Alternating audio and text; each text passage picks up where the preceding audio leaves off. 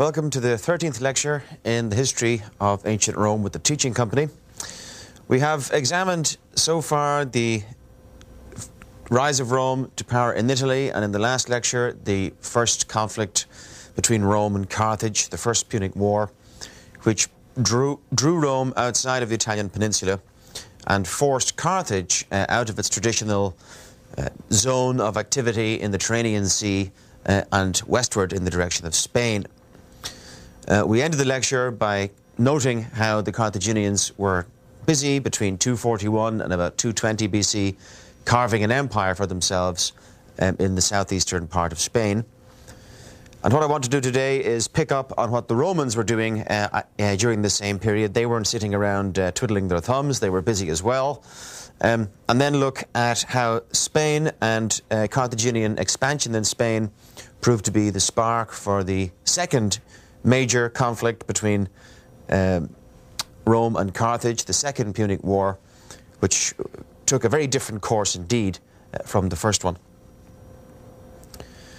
While the Carthaginians were busy in Spain, the Romans found themselves involved initially across the other side of the Italian peninsula, across the Adriatic Sea, in the area known to them as Illyria, which would in modern terms would be former Yugoslavia, parts of Bosnia, Croatia, across the Adriatic from the eastern seaboard of Sicily. Here, a colourful figure, a pirate queen, Queen Tuta, was busy threatening Roman coastal security, and so the Romans found themselves engaged in operations against her, and in 229 BC they declared that region of the Adriatic under their protection.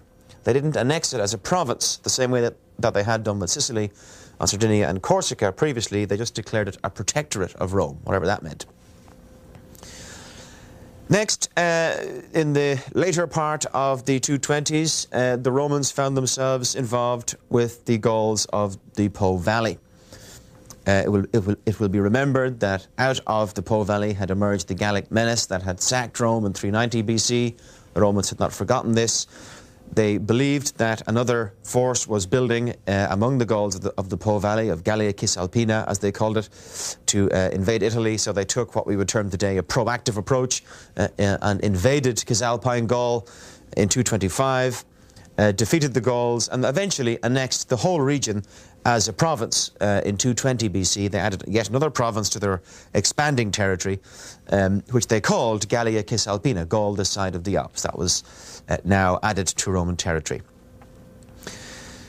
While all this was going on, as we've said before, the Carthaginians were busy in Spain, and the Romans didn't seem to pay much attention to them until the middle of the 220s BC. Around the time that they were busy in Gaul, it finally appears to have struck the Romans that the Carthaginians had formed quite a powerful power base for themselves in Spain. The main leader for the Carthaginian side in Spain were the Barca families, initially Hamilcar Barca, then his son-in-law Hasdrubal, and finally his son Hannibal, who between them had formed this very powerful power base for the Carthaginians in Spain. And at some stage, the Romans began to get involved in monitoring that situation. Now, the details of the Carthaginian and Roman diplomatic maneuvers about the situation in Spain are very uncertain. They're crucially important to understanding the outbreak of the Second Punic War, but they're very uncertain. And in fact, I mentioned them earlier as an example of how uncertainty abounds in ancient history about matters that are actually quite crucial. And this is a good example. We hear from Polybius that when Hasdrubal was commander in Spain, that would be between 229 and 221 BC, a Roman delegation reached an agreement with the Carthaginians about spheres of influence in Spain. It's noteworthy that Polybius calls it an agreement as opposed to a treaty. He uses a different word to describe this arrangement than he uses for formal treaties. All he says of the agreement, the only stipulation that we hear for this agreement is that the Carthaginians shall not pass the river Iber in arms. That's all we hear. So it seems to have been the demarcation of spheres of influence. Debate has raged. What is the river Ibro? The best candidate is the river Ebro in northeastern Spain, and this is generally accepted as the river in question, and so it's often referred to as the Ebro Treaty, the Treaty of the River Ebro. Notice that all the treaty says, at least all we hear of it saying, is that the Carthaginians shall not move north of the river. It doesn't say expressly that the Romans will not move south of the river under arms, but presumably that was the other half of the agreement.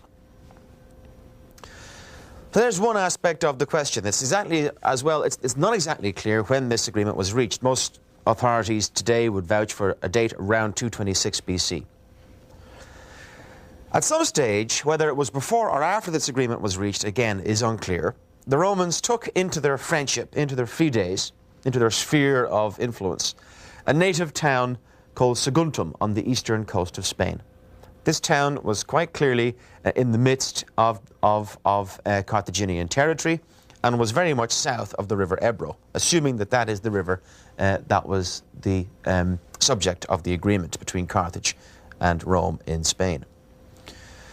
Again, when this treaty, or when this arrangement with Saguntum took place is unclear, and it would be crucial to know whether it was before or after the agreement with Carthage had been reached. Whatever the case, the bringing of Saguntum into the sphere of influence of the Romans was to, in fact, provide the spark for the Second Punic War. Because within Saguntum there were pro-Carthaginian and pro-Roman factions. They fought each other. When the pro-Romans found themselves in trouble, they appealed to their masters. The Romans sent assistance. The Carthaginian general, since 221 BC in Spain, was Hannibal. He took exception to this and besieged the town of Saguntum in 219 BC. Since the town of Saguntum was in Roman fides, was now a friend of the Roman people, the Romans demanded that Hannibal withdraw. In fact, they demanded that he be handed over to them for trial as a criminal.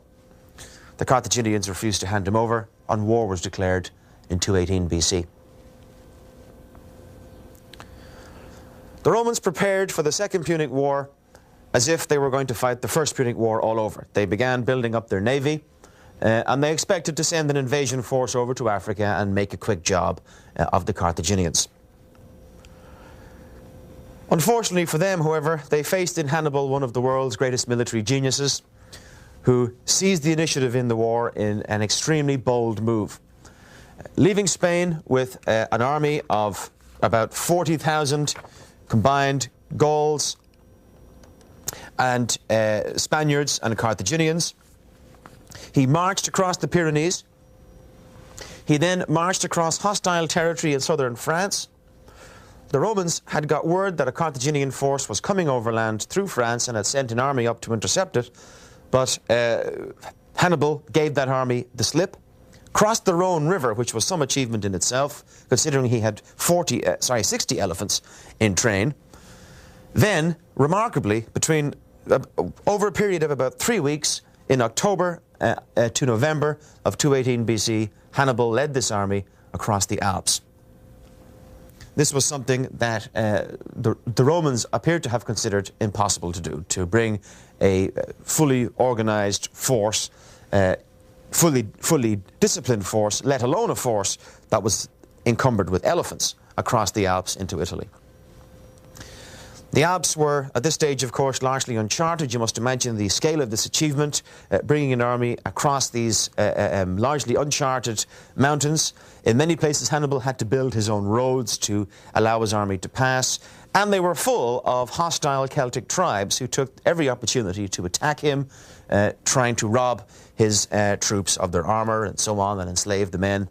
So it was an extremely difficult crossing, and the net result that was was that when Hannibal emerged out of the Alpine foothills into the Po Valley in the late winter of 218 BC, he had, of his original 40,000 troops, perhaps 26,000 left, and he'd lost all but 20 of his elephants. 26,000 men and 20 elephants is not an awful lot of power to challenge the Confederation of Italy under Rome with, but it was Hannibal's genius that shone through in subsequent years. After defeating a small Roman force sent against him at the Battle of Ticinus, Hannibal the following year crushed a larger Roman force at the Battle of Trebia. It's estimated that the Romans lost perhaps 30,000 men in an afternoon in that battle. That's a casualty rate of 75%. The year after that was even worse. Hannibal's army, now greatly strengthened by defections from the Gauls. Remember, the Gauls of the Po Valley had just been subdued by the Romans only less than 10 years previously. And so when Hannibal defeated the Romans at the Battle of Trebia, they flocked to his standards, swelling his ranks. And the whole mass of enemy troops now moved into Tuscany, moved into ancient Etruria, approaching Rome itself.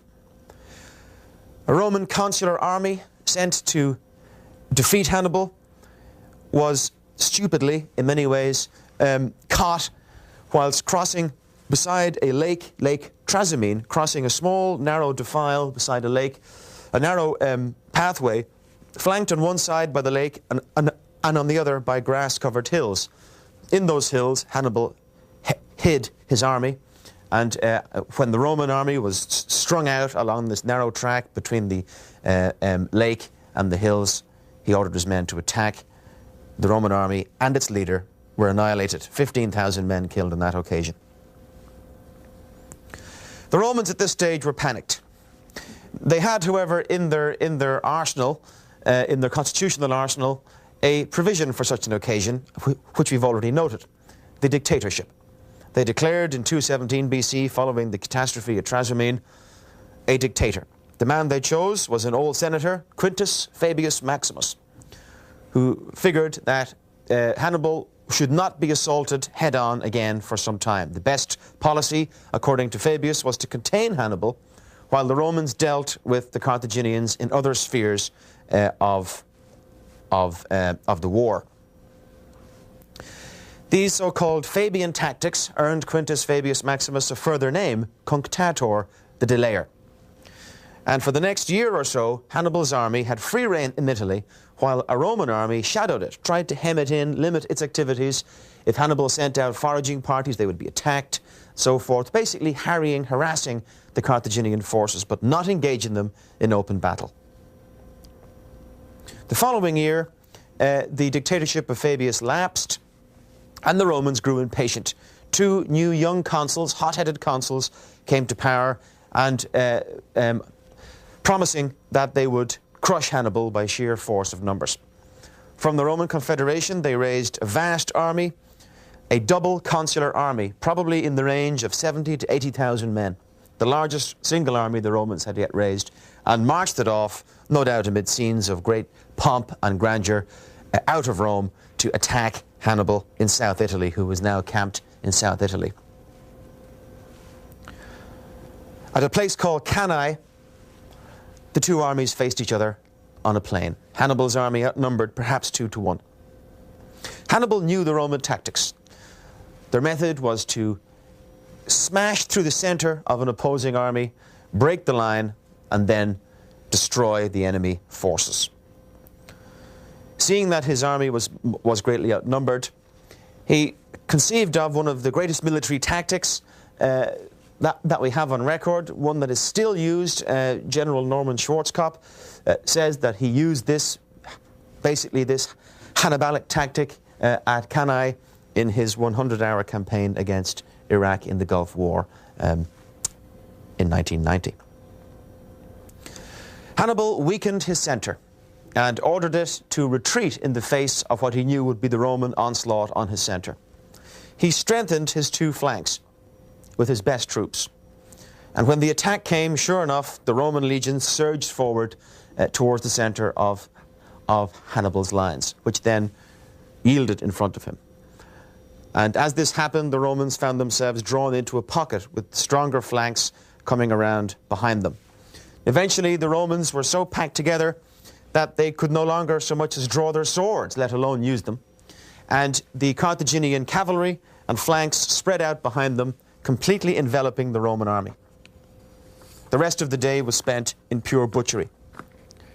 Estimates of Roman losses vary from 45 to 70,000 men killed in a single day, Can you imagine the scene on the battlefield afterwards? It must have been something unbelievable. Carthaginian losses were minimal. Between these three battles, Trebia, Trasimene and Cannae, the Romans had lost perhaps 100,000 troops to the Carthaginian onslaught. In any normal ancient state, this would have required them to negotiate a peace. But because of the nature of the Romans and because of the support of their allies, who stood unwaveringly beside them in this time of crisis, the Romans did nothing of the sort. Far from it. One of the consuls at Cannae was killed, last seen sitting on a rock, head bowed, bleeding profusely. But the other consul, Marcus Terentius Varro, returned to the city on a horse, haggard, blood-spattered, dusty. Upon entering the Senate, we are told, the Senate stood and applauded him. An official resolution was passed thanking the consul for not despairing of the Republic and for doing his duty as best he could. Contrast that with the way the Carthaginians treated their generals who failed in their efforts. They were crucified. The image and attitude of the Romans in this time of crisis is to stand firm, yield nothing. Hannibal, however, was unable to press home his advantage after Cannae. This great crushing defeat, which really should have been decisive in the war, proved to be not decisive at all. He showed his overall strategy by his treatment of Roman captives. Remember, half of all Roman armies at this period were made up of Italians. Hannibal generally would enslave or execute Romans who came to within, who fell within his power, who became captives, but he would always release the Italians. And it seems that his strategy was to essentially dissolve the Roman Confederacy of Italy, to lure Rome's allies away from their loyalty to Rome and thus destroy Roman power in Italy for good. He couldn't actually attack Rome itself. He didn't have the siege equipment that was available to him. He didn't have particularly good experience in siege warfare. And what's more, it's very hard to prosecute a siege without considerable local support. A siege is a long, drawn-out business. If you have hostile communities all around you, it's very hard for you to conduct a siege of a well-defended city like Rome. So Hannibal had to first detach the Confederate allies from Rome before he could even contemplate laying siege to the city itself. The allies did not budge.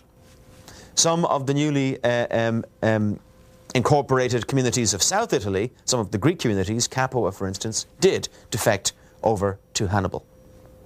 But the core of the Roman heartland in central Italy, Latium, Samnium, and so forth, these places, not one of them opened their doors to Hannibal. As a result then, despite his early successes, and once the Romans had learned their lesson from Cannae and reverted to Fabian-style tactics, Hannibal stomped about Italy for the next 12 years or so to no great effect. He became little more than an irritant. He would destroy crops and so forth, but he did not threaten, he didn't determine the course of the war in any decisive way after the Battle of Cannae. Really, what should have been his finest moment turned out to be nothing in particular.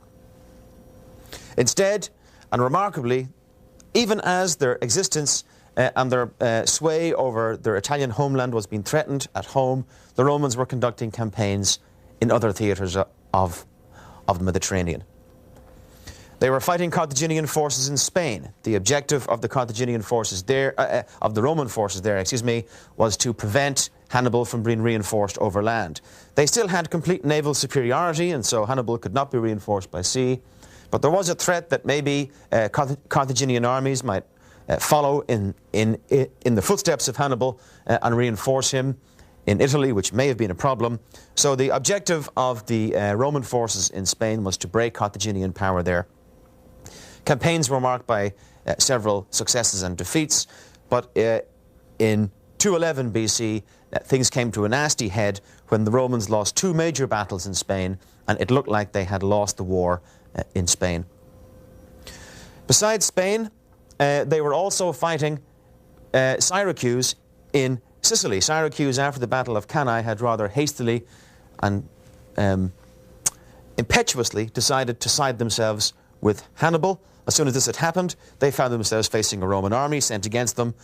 The city was besieged and finally captured in 211 BC, with probably the most famous victim of that siege being Archimedes, the famous mathematician who was in Syracuse, had helped the Syracusans organize their defense against the Romans and was killed, we hear, killed by a Roman soldier while he was still drawing geometric designs and doing equations in the sand.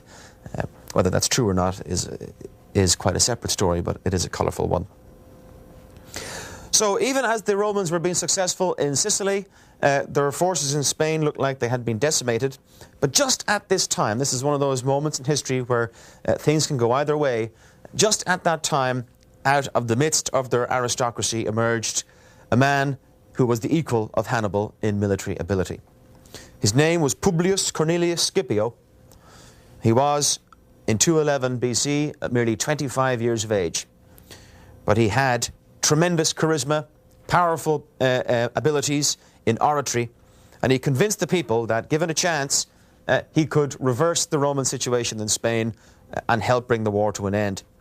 Despite having held no office prior to this and being, by Roman standards, a mere stripling, he was given the governorship, or a extended command in Spain, and led a large army over there in 210 BC. Within 3 years, he had defeated Carthaginian forces in Spain and secured the place for Rome. The last gasp of the Carthaginian effort, offensive effort in the war, took place in northern Italy. Hannibal's brother, Hasdrubal by name, had broken out of Spain, had evaded Scipio's trap in Spain, and had followed his brother's footsteps all the way across the Pyrenees, through southern France, and across the Alps into northern Italy. His army, however, was intercepted in North Italy at the river Metaurus and defeated in 207 BC. Hannibal's last chance of being reinforced ended at that moment. Hannibal, by the way, found out that his brother had lost that battle, had failed to reach him, when his brother's head was thrown over the ramparts of his camp following the defeat of Hasdrubal at Metaurus. Young Scipio, now flush with his victory from Spain, now returned to Rome and began advocating an invasion of Africa to draw Hannibal out of Italy. He said this situation must end. Hannibal has been around now for too long. The only way to get him out of Italy is to threaten the Carthaginian homeland. Many opposed this view, feeling it was hasty, and that as long as an enemy force was still on Italian soil, it would be reckless indeed to send a really major Roman force over to try and invade Carthage. But Scipio convinced the people that he was correct and led a large army over to Africa in 204 BC and began attacking Carthaginian forces there. Sure enough, the ploy worked, and Hannibal was drawn out of Italy, recalled by his superiors to defend the homeland. And he returned in 203 BC and faced Scipio in Africa at the Battle of Zama in 202 BC. This is a very dramatic moment. Our ancient sources like to heighten the drama of it. They like to have Scipio and Hannibal meet at a conference before the battle, basically compliment each other on what wonderful generals they are.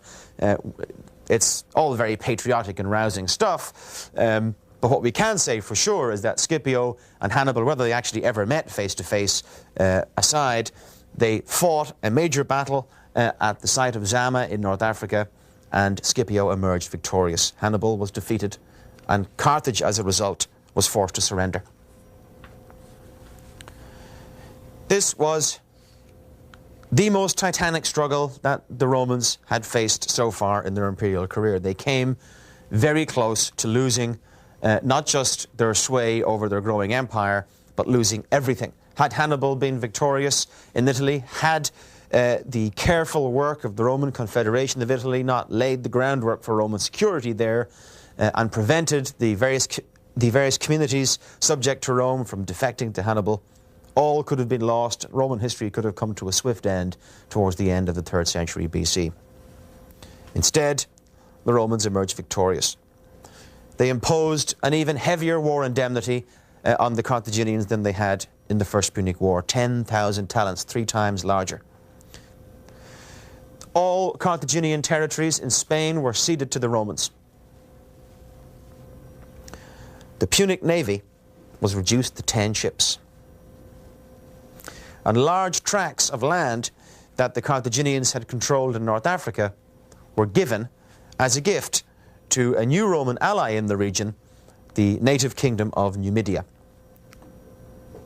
which basically occupies modern-day Algeria. As to Hannibal himself, well, he was spared by the Romans and spent the next 20 years traveling the Mediterranean, seeking refuge in various courts of various kings around the Mediterranean. For a time he was with the Seleucids, for instance. Wherever he showed up, the Romans would send an embassy demanding that he be handed over to them, demanding that he be expelled from this court or that court. And 182, 20 years precisely after his defeat at Zama, Hannibal was finally cornered in North Africa and was about to be handed over when he committed suicide, preventing the Romans from ever getting their hands on their single most hated, if begrudgingly admired enemy. The Second Punic War had several very important consequences for Rome and for Carthage. For the Romans, essentially, it meant absolute mastery of the Western Mediterranean. Carthage, as a power in the Western Mediterranean, had now been humbled, reduced to merely 10 ships. All her former territories or former areas of activity, Sicily, Sardinia, and Spain, had been taken from her by the Romans, and the city of Carthage itself greatly reduced. The Romans themselves formed their new holdings in Spain into two provinces in 197 BC, which they called rather unimaginatively Nearer Spain, which is the northern part, and Further Spain, which is the part furthest from Rome as you enter Spain from the north. In order to secure their holdings in Spain, it was now necessary for the Romans to exercise some control over southern France. By 180 BC, they had also achieved this. But above all, of course, the war heightens or highlights once again the image and power of the Roman control over Italy.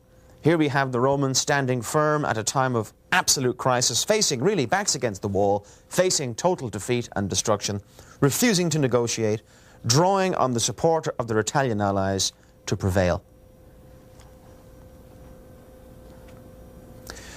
For Carthage, the Second Punic War meant the loss of everything. Their former ascendancy over the Western Mediterranean had finally been washed away.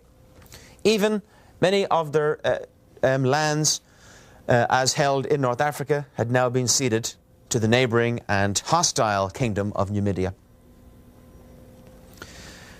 But it was to be worse than that for the Carthaginians, because in 149 BC, in one of the most disgraceful incidents in all of Roman history, the Romans, always suspicious of their former Carthaginian enemies, picked a fight with Carthage, led by the highly conservative and acerbic senator Marcus Porcius Cato, who would precede every speech he gave in the Senate with the phrase "Carthago delenda est," Carthage must be destroyed, hammering this message home to the Romans. Finally convinced them that Carthage had to be attacked. In 149 BC, Carthage was attacked. Just the city, the Romans picked a fight with them, attacked and besieged Carthage, and gracing it with the official title of the Third Punic War really doesn't do justice to the enormous imbalance in this conflict.